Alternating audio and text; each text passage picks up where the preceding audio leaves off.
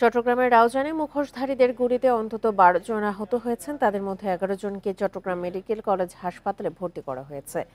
সংঘর্ষের পরবর্তী পরিস্থিতি নিয়ে আরও জানতে এই মুহূর্তে চট্টগ্রাম থেকে যোগ দিচ্ছেন আমাদের সহকর্মী আহসান রিটন।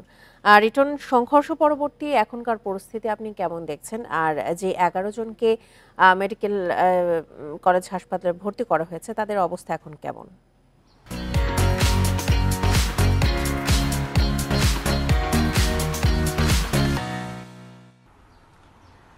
দেখুন, আমরা আসলে সরকার পরিবর্তনের পর থেকে যেটি দেখছি সেটি হচ্ছে রাউজানে বিএনপির দুটি পক্ষের মধ্যে আসলে কয়েকদিন পরপরই সংঘর্ষ হচ্ছে। আমরা দেখেছি ইতিপূর্ব এই সংঘর্ষে বেশ কয়েকজন আহত হয়েছে, যাদের মধ্যে অনেকে এখনো পর্যন্ত চট্টগ্রাম মেডিকেল কলেজ হাসপাতাল সহ নানা হাসপাতালে ভর্তি আছেন। তারা ধারাবাহিকতায় গতকালকে চট্টগ্রামের রাউজানের যে নোয়াপাড়া ইউনিয়ন, সেই নোয়াপাড়া ইউনিয়নের নিরামিষ পাড়া বলে একটি এলাকা রয়েছে, সেখানে মহিউদ্দিন নামে এক যুবকের উপর বেশ কয়েকজন মুখোশধারী যুবক হামলা চালায় এবং এটির স্থানীয়রা একটি প্রতিবাদ করতে গেলে মুখোশধারীরা তাদের উপরে এলোপাতাড়ি গুলি ছোড়ে এবং সেক্ষেত্রে আমরা দেখেছি 15 থেকে 20 জনের মতো গুলিবিদ্ধ হন। এর মধ্যে 11 থেকে 12 জনকে চট্টগ্রাম মেডিকেল কলেজ হাসপাতালে ভর্তি করা হয়েছে। বাকিদেরকে স্থানীয় যে সমস্ত স্বাস্থ্য কমপ্লেক্স রয়েছে সেখানে ভর্তি করা হয়েছে, সেখানে তারা চিকিৎসাধীন আছেন।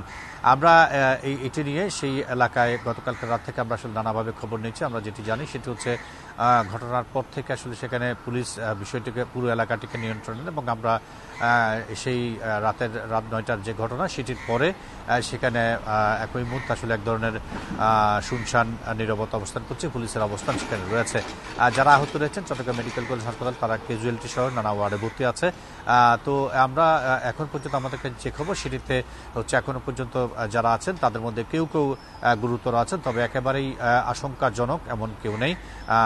চিকিৎসকরা ধারণা করছেন যে খুব দ্রুত সময়ের মধ্যে তারা চিকিৎসা নিয়ে তাদের স্ব গন্তব্যে ফেরত যেতে পারবেন। আমরা শুরুতে যেটি বলছিলাম সেটি হচ্ছে সরকার পরিবর্তনের পর থেকেই রাউজানের আসলে বিএনপির দুটি পক্ষের মধ্যে যে বিবদমান সংঘর্ষ সেটি চলমান রয়েছে। তার এই ধারাবাহিকতা গতকাল ঘটনাটা ঘটেছে, এটি যাতে এরকম ঘটনা যাতে তার ঘটতে না পারে সে বিষয়ে বেশ সজাগ রয়েছে বলে আমাদেরকে জানিয়েছে প্রশাসন।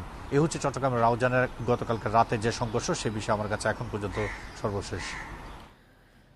চট্টগ্রামের রাউজানের সবশেষ পরিস্থিতি নিয়ে জানাচ্ছিলেন আমাদের সহকর্মী আহসান রিটন।